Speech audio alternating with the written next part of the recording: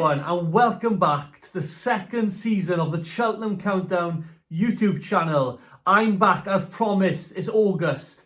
It's time for me to begin my second term on this podcast, and you're in the right place if you want to find out what is happening and when leading up to Cheltenham next year. The festival is months and months and months away, but I love it and I enjoy the build-up right from early summer to late spring. It's going to be a fantastic year ahead this season, and I can't wait to start it off sooner rather than later perhaps.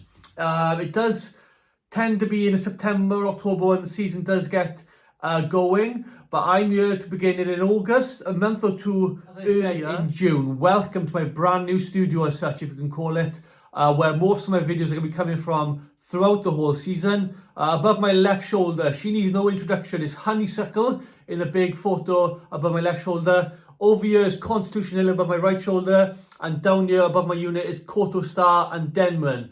Four absolute legends of the national game surrounding me, sort of in my background. You'll get some different photos on display throughout the whole season as well, bringing you different horses and jockeys that I want to put on display. And with regard to the content and features I'm going to be showing to you on this podcast for the 2024-25 season, you'll get the same usual features as last year as such, including the weekly tips and bets for the big meetings. You'll get antepost selections for Cheltenham next March. In total, you'll get 10 this year, 2 in each month from November to March. You'll get 10 in total. And also, I want to bring you guys more interactive features as well, to bring you guys closer and sort of more involved with my videos. So you'll see a lot more content online, as well as what I'm going to be bringing to you on these videos. Whatever I show online, I'll try and mention it onto these videos as well, to get you guys more and more involved. As the title of the podcast goes, it's called the Cheltenham Countdown for a reason. I have a massive interest and a passion of going to the races, and especially the Cheltenham Festival each and every year. I myself have been going to the Cheltenham Festival ever since 2019, to all 4 days since that year. Obviously we had the year in 2021 when nobody could attend because of COVID, but obviously since that year as well, I've been going to every single day, all 4 days of the meeting, and I already do have my tickets booked and lined up for the 2025 festival. So I will be going to each day, all 4 days, for next year's meeting.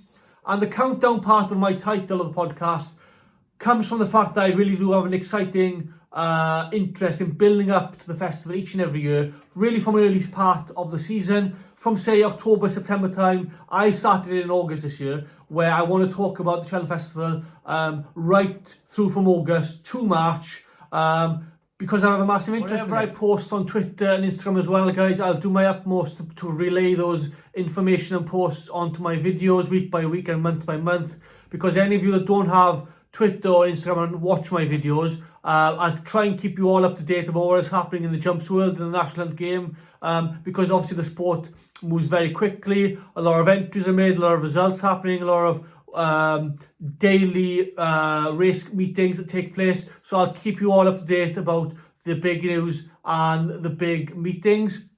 Also, I do have 10 horses to follow I'll share with you on this video that I think a lot of you should keep an eye on throughout the whole season. There's some of them, they may be well known to you, and 1 or 2 maybe ones you haven't heard of before.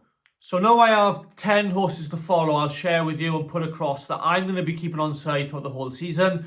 Whether or not I back them at every stage they run remains to be seen, but I will be keeping a sharp eye on how they get on. I'm sure you all have horses to follow. These are just mine that I want to share with you. And I have a mixture really of established chasers, established hurdlers, handicappers, a few novices, and a few bumper horses from last season. So my first horse to keep on side this season will be I Know the Way You're Thinking, who's trained by Gavin Cromwell. He'll be coming into open company from his novice campaign last time out. I do think personally this horse is going the right direction, and he seems to be improving a lot, as was the case throughout last season, because he ended up with notable wins at the Cheltenham Festival and the Grand National meeting. Obviously, he won the Kimyo handicap chase at the Cheltenham Festival. The last 2 seasons, though, this is interesting. I did research this. He has been sent first time out. So his first race of the last 2 seasons, he has been sent out at right-handed tracks for his first race of the season. So maybe you can expect to see him perhaps at courses like Punchestown or Down Royal early on this season, that may be a starting point for him to begin his campaign. Races, because I do feel he's a graded horse, a grade 1 horse going into open company this time around. So races such as the Irish Daily Star Chase at Punchestown could be a starting point for connections. Then if he runs well there, he may follow up by going in the 3 mile grade 1 champion chase at Down Royal. Now I do know he has been mentioned to become a staying type. He is a staying horse, so races such as the Gold Cup and the Grand National down the line may well be their targets. But during the season, like I said, I expect this horse to be campaigned in top 3 mile graded chases and further. And being owned by JP McManus, he may well ultimately become a contender for the Gold Cup or next year's Grand National. JP McManus also does have a few more top horses in the division that he owns, and therefore his horses could contest similar races this year, and sort of trips that may be the same and similar. So he has obviously Factor File, we're all aware of, coming into open company this time around. He's got the Grand National winner Iron Maximus and a few other horses such as Spillane's Tower, who is an intriguing horse to keep on side this year as well. Therefore I'm sure he will probably separate the 4, obviously as well. I know the way you're thinking, he's got the 4 there. He may separate all of these this year and try to avoid clashing with each other, just to enable him to win more races at different race courses. So the last piece of notes I got down for this horse is that Derek O'Connor, who rode him to victory at the Cheltenham Festival, has spoken on the horse and said he enjoyed testing conditions at Cheltenham in March. I'd say he's a winter horse, and he could be an Irish national horse if he didn't get a big or high rating. So just bear in mind, the jockey that won on this horse at the Cheltenham Festival has spoken about another way of thinking, and it's Derek O'Connor who has said these quotes. I'm fairly sure it's Gavin Cromwell and JP's in their thoughts that what Derek has said. So we'll keep a note and a lookout for any developments on another way of thinking. So next up, we have an established hurdler, an open hurdler that I've noted. Hidden Valley Lake, trained by Henry de Bromhead. I have been surprisingly impressed with this horse's performances on track since he joined the yard a few years ago. A very consistent horse who clearly has abundance of stamina and has made into a decent hurdler. His only blemish, though, was for connections, was in the Albert Bartlett Novices Hurdle in 2023. And since then, he has run 3 times and was a winner of a Grade 2 hurdle race and finished 3rd in a Grade 1. So since the Albert Bartlett race in 2023 at the Cheltenham Festival, he's gone on to win a Grade 2 and finished 3rd in the Grade 1, which is very good. Shows that he's still competitive, still is enabled to go into these races and compete. He's only a 7-year-old as well, so and with plenty of years ahead, I can see him being involved in top 3 mile hurdle races this year. Like I said, his only real major defeat came in a very hotly contested Albert Bartlett, where several horses that race did have come out and become graded winners in the UK and Ireland. Horses such as Stay Away Faye, Chianti Classico, let's be clear about them, Cobus Cross, all competed in that race in the Cheltenham Festival in March of 2023. They've all come out and subsequently become a graded winner. So I'm very keen to see how Hidden Valley Lake for Henry de Bromhead gets on this term. The next horse, the third horse I'm going to mention, is, and this is a sort of a sentimental pick, I think, because the horse is called Liberty Hunter, and I selected this horse as my best handicap bet of the Cheltenham Festival last time, where he ran in the Grand Annual and finished a brilliant 2nd place. That was followed by a very good 3rd place in a Grade 1 novice chase at Aintree in April, and he's now rated 144. So I really think there's a lot of room in that rating for more improvement. Trainer Evan Williams does very well, really well, in pinpointing horses for particular races and gets the very best and maximum out of the horse at most of the time, a lot of the time.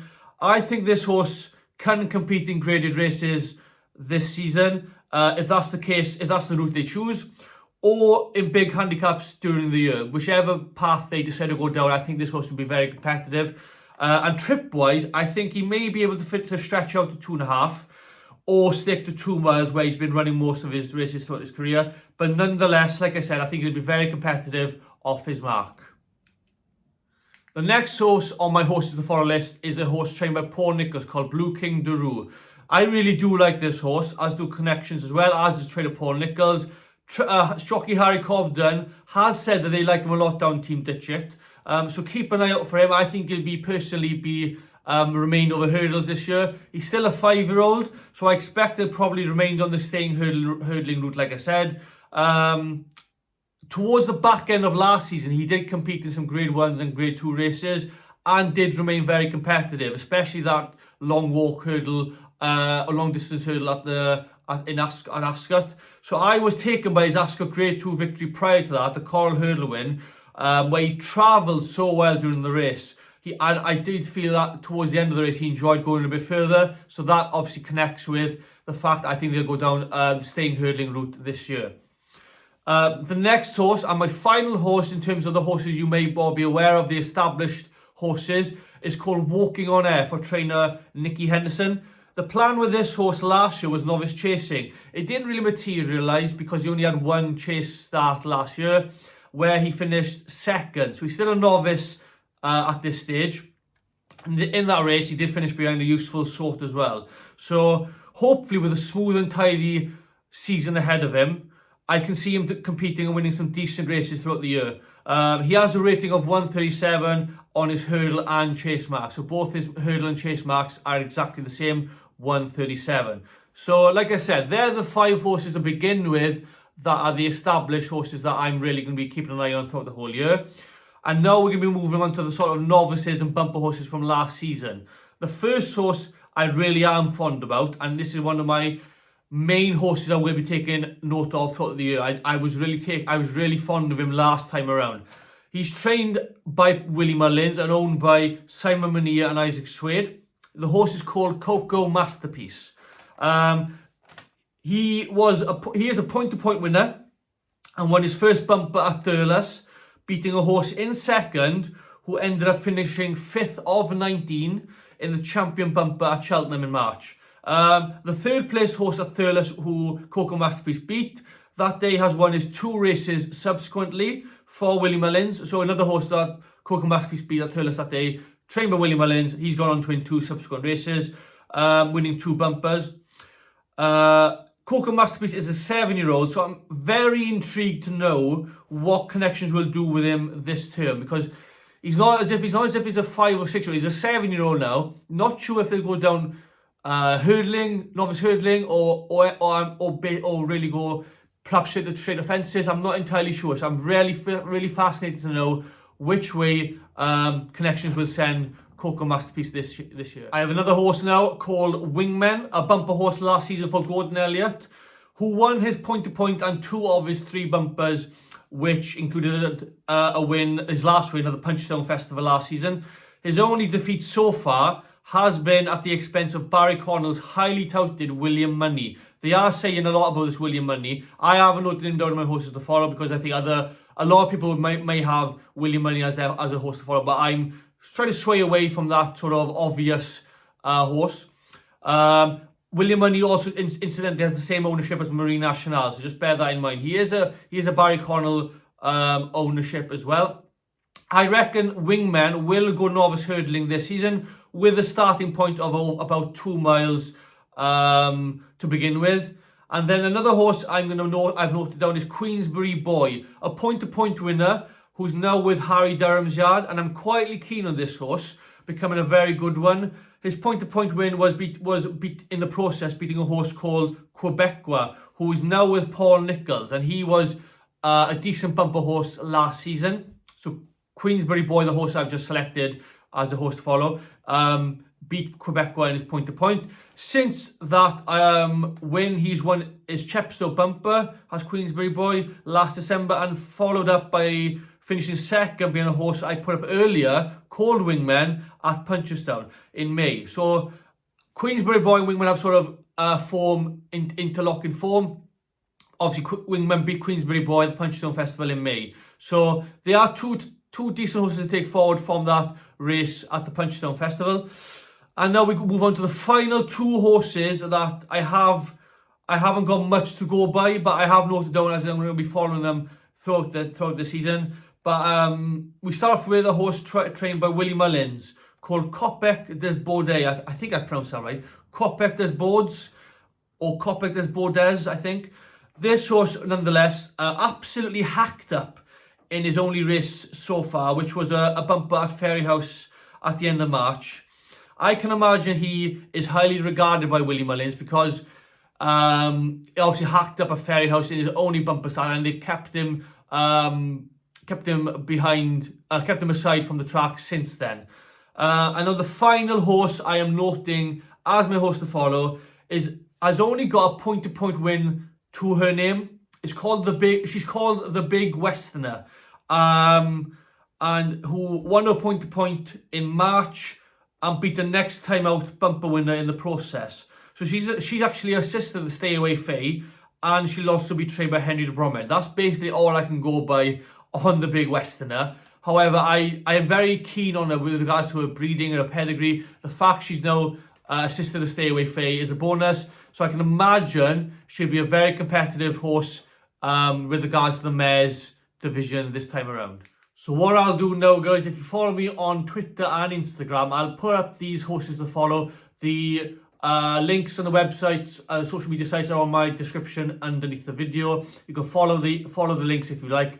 But I'll put all my 10 horses to follow on Twitter and Instagram as soon as possible, so you're all in line and aware of which horses I've selected to follow for the entire season. Now, I mentioned earlier on in the video, with regards to the news and developments in the jumps world, we've obviously had the Galway Festival. It's ongoing this week in Ireland. We've had the Galway Plate on Wednesday and the Galway Hurdle on Thursday. I did actually put up the Galway Plate Let's Go Champ. As you were all aware, I put him up on Twitter and Instagram a week or so ago. He ended up finishing 6th in the race. I backed him antepost 8-1, 4 places. So didn't get anything back on that result. But nonetheless, it was a good spin around for Let's Go Champ under Rachel Blackmore. And in the Galway Hurdle, that was a disaster race for myself. It was won by Nürburgring for Joseph O'Brien and JJ Slevin rode it. I selected Daddy Longlegs in that race, and it was from start to finish. It was a no race from him because the starter had literally put his flag down, and Daddy Longlegs was facing the wrong way. Was never in contention. Was never going to win from his position to begin with. So the winner of the Galway Plate was Pinkerton. A good result for Noel Mead and Connections. And in the Galway Hurdle for Joseph O'Brien, Nürburgring was the winner. So they're the results to keep intact of for this week. I'll do my utmost, like I said earlier on in the video, to relay you all the results and winners from each week in the national game throughout the autumn, winter and spring. But yeah, the Galway Festival ongoing this week. If you are attending the meeting, have a great time. I've always wanted to go to Galway. Hopefully one year I will. And yeah, keep in check with the results. I'll do my utmost to keep you all informed. And that's the first episode of the second season of the Cheltenham Countdown YouTube channel. Done and dusted. Thank you so much for watching, guys. In terms of what's going to happen now leading up to the jump season starting in late September, early October, between now and then you will be getting a few videos each month on discussions and chat about horses' divisions leading up to Cheltenham next year. I will be discussing what sort of targets and routes horses I tend to like will be going down throughout the season. It's just a general chat and discussion about what I think, and I will be getting more of you guys involved. So if you do see some posts, polls and all that kind of stuff on Instagram and Twitter, do get involved because I will be making shout outs on the channel with you guys that react to it. And with regards, like I said, I will be chatting about horses divisions, the open hurdlers, open chasers, and the novices leading up to late September. But in terms of the content you'll get, follow me on Twitter and Instagram to get all the very latest. The social media sites are underneath this video. And like I said, thank you so much for watching. I'll see you all very soon.